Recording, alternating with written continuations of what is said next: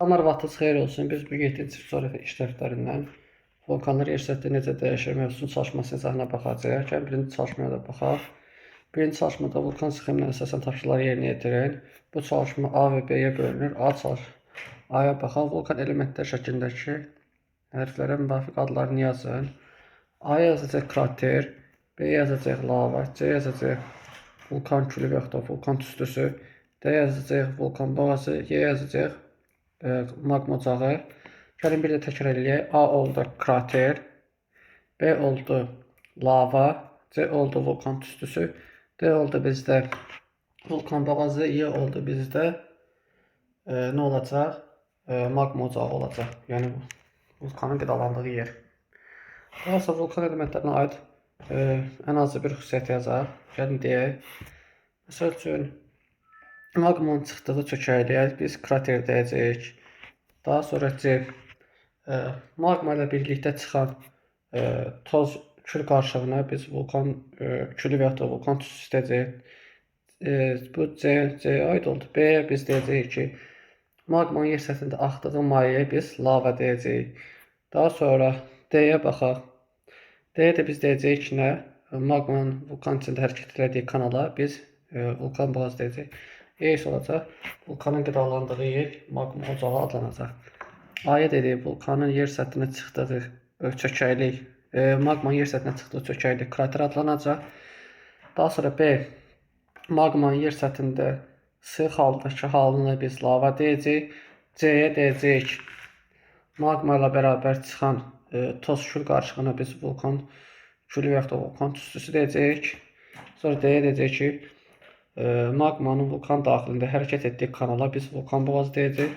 Həmçinin magmanın, yəni qidalandığı yerə də biz magma ocağı deyəcəyik. Bu da oldu bizim A və B çalışmasının cavabları. İndi isə ikinci çalışmaya baxaq. İkinci çalışmada uyğunluq çalışmasıdır. Aktiv vulkan, yatmış vulkan və sönmüş vulkanları bizdən istəyir. Aktiv vulkana biz deyəcəyik Mauna-Kea vulkanı. Mauna-Kea vulkanı yerləşir. Kəndasiya geçəcək. Mauna-Kea vulkanı yerləşəcək hava adalarında. Daha sonra yatmış vulkana gedəcək Yellowstone vulkanı. Yellowstone vulkanı yəni C. Sönmüş vulkanı da Yellowstone vulkanı ABŞ-da yerləşir. Sönmüş vulkanı da gedəcək Elbrus vulkanı. Yəni A. Yəni aktiv vulkana getdi Mauna-Kea, yerləşdi hava adalarında. Yatmış vulkana getdi Yellowstone, yerləşdi ABŞ-da. Sönmüş vulkana getdi Elbrus, yerləşdi Rusiyada. Yəni Qafqaz dağlarında. Daha sonra üçüncü tapşırığa baxaq. Vulkanlara qrupların aid xüsusiyyətlərini tamamla. Fəaliyyətə görə vulkanlar 3 qrupa bölünür. Elə burada da 3 qrup verir və bizə tamamlamamızı istəyir. Aktiv vulkanlar olacaq, sonra yatmış vulkanlar və ən sonuncu isə sönmüş vulkanlar olacaq. Fəaliyyətinə görə vulkanlar oldu. Hansılar oldu? Aktiv vulkanlar, yatmış vulkanlar və sönmüş vulkanlar. Yerləşməsinə görə vulkanlar iki yerə bölünüb. Burada da 2 yer verib. Birinci okean, ikinci də olacaq materik və də kontinent tipli vulkanlar olacaq. Daha sonra püskürməsinə görə burada olacaq. Burada adı qeyd edilməyib. Püskürməsinə görə olacaq vulkanlar maqmatik və sonca özünü də qeyd edib palçıq. Dedik, fəaliyyətinə görə aid oldu vulkanlar hansıları oldu? Aktiv, yatmış və sönmüş. Yerləşməsinə görə okean, kontinent və yaxud da materik. Püskürməsinə görə maqmatik və palçıq. İndi isə dördüncü tapşırığa baxaq. Aşağıda A, B və C şəkilləri təsvir edilən vulkanlara aid xüsusiyyətlər verilmişdir.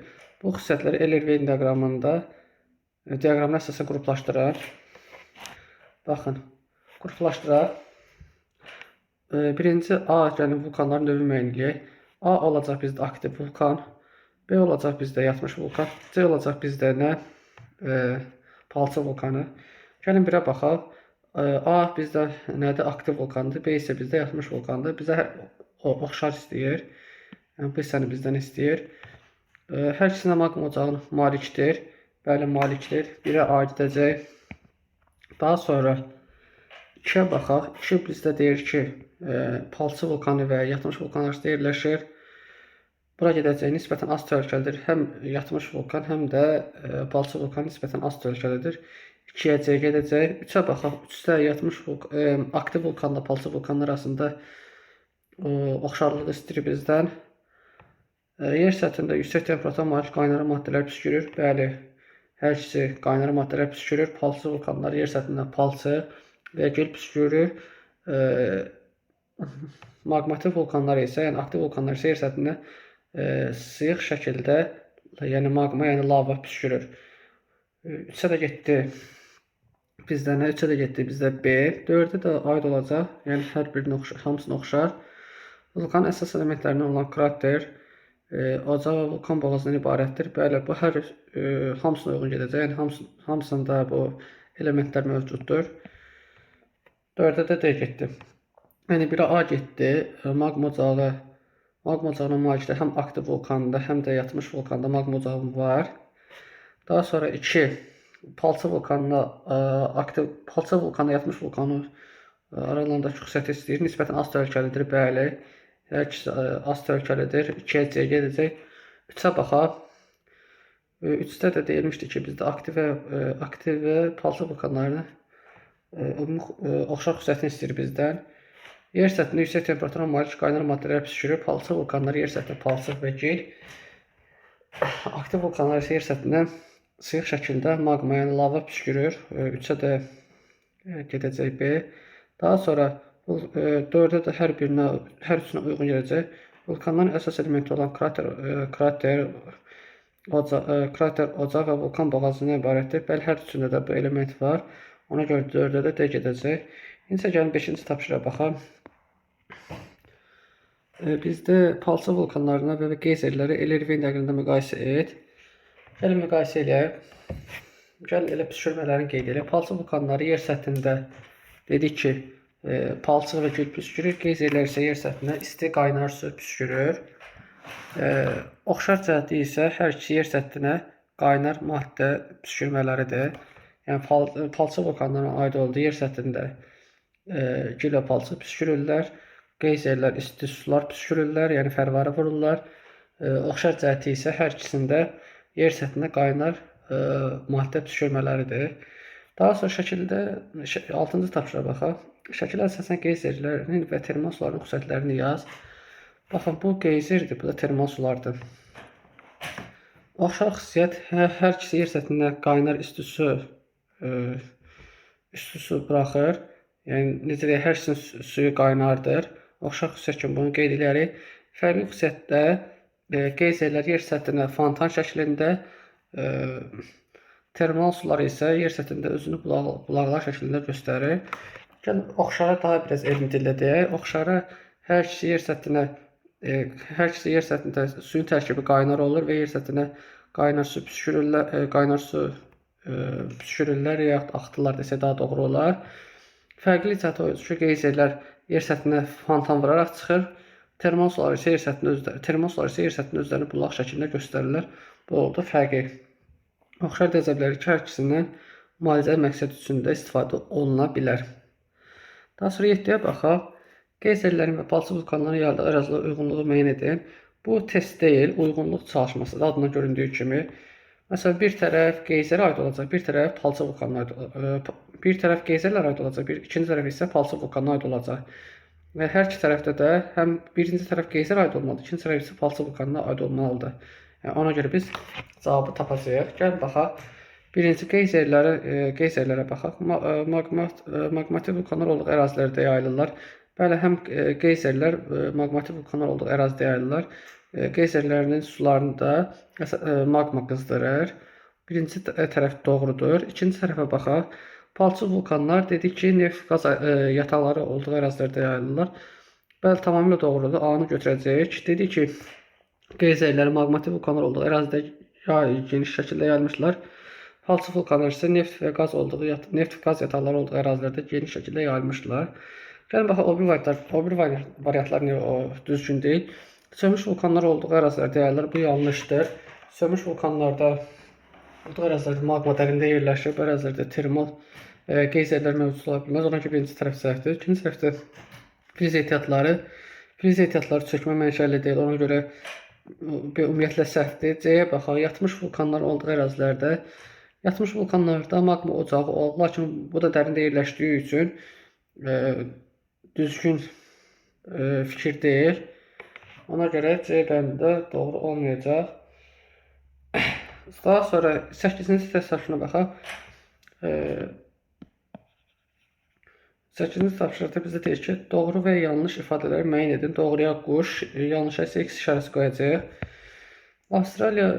Avstraliyada vulkan yoxdur. Bəli, tamamilə bu doğrudur. Yəni ona görə birə doğru yazacağıq. Kilimanjaro vulkanı Cənubi Amerikadadır.